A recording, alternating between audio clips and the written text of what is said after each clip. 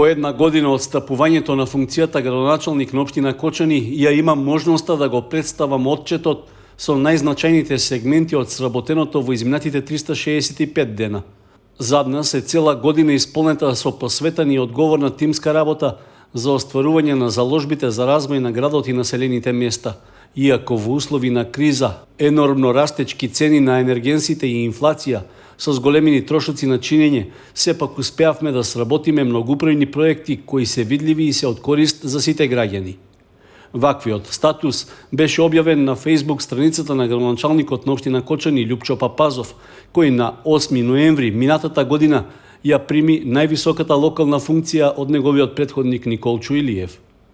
Факт е дека проектите кои градоначалникот Папазов ги сместува под наслов Отчет 365 дена промени се завршување на планираните и веќе започнати проекти од претходниот 4-годишен период. До изградбата на булеварот Стево Теодосиевски, петтиот кружен тек кај атомските згради, канализацијата во Тракање, атмосферската канализација во Оризари, неколкуте асфалтирани улици, реконструкцијата на градскиот парк.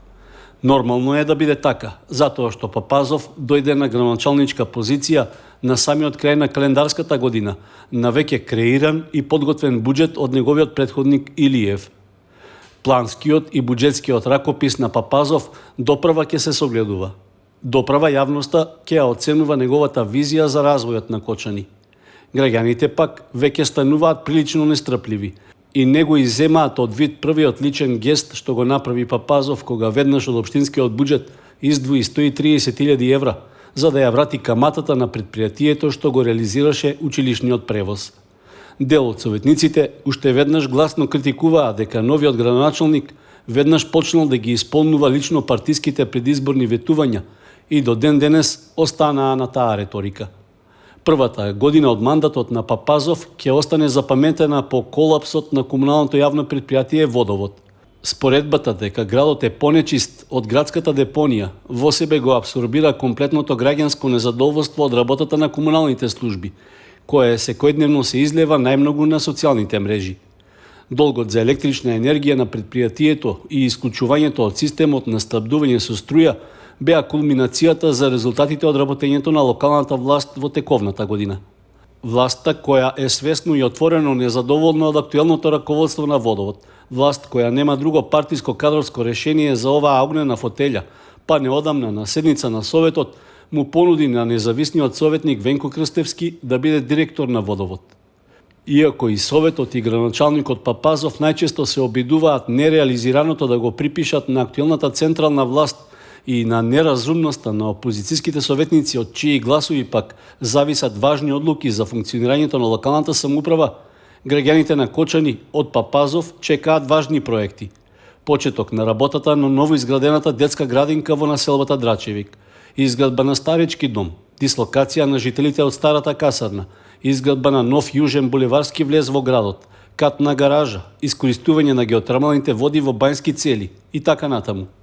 Граѓаните реагираат на состојбата во која се наоѓа и градскиот пазар, на узурпираните тротоари и улицата Гоце Делчев секој четврток, на изгниените тезги од спротива на зелениот пазар, на неумешноста да се обезбедат соодветни услови и да се организира пазар кај автобуската станица. Граѓаните жолчно реагираат на сообраќајниот хаос што се случува на плоштадот пред очите на градоначалникот и општинската администрација. На голем дел од граѓаните воопшто не им е важно во чија надлежност е, дали за тоа се одговорни полициските или комуналните служби. Граѓаните сакаат ред и мир, нешто што се потешко се обезбедува во Кочани. Минималната разлика во гласовите на последните локални избори им го загорчува мандатот на Папазов и на неговата советничка група. Доколку актуелниот совет се распушти и дојде до предвремени избори за членови на совет, извлечена е многу значајна поука. На листата на кандидати тешко дека повторно ќе се најдат лица со судирни интереси при гласањето, што значи вработени во Водовод, во градинката, во училиштата. На настанот Саем на промените што носат иднина, што во Скопје го организираше партијата ВМРО-ДПМН, самиот Папазов рече дека очекува граѓаните да донесат оценка за неговото работење. Би оставил простор да за сите овие искажани работи да бидеме на нишанот на граѓаните, критикувани, поддржувани и оценувани за нашата работа. Нашиот осврт кон едногодишното работење на градоначалникот на општина Кочани го завршуваме со фактот дека заминува една година во која Папазов само еднаш самостојно ги свика медиумите на пресконференција. Тоа беше на 25 јули оваа година, за да ја соопшти состојбата по големата бура и поплавата што го зафати Кочани. Неговиот отчет за 100 дена од работењето беше пред неговиот партиски лидер, исто како и овој едногодишниот повторно со Христијан Мицковски пред новата градинка во Кочани и во Скопје, на настанот именуван Саем на промените што носат иднина.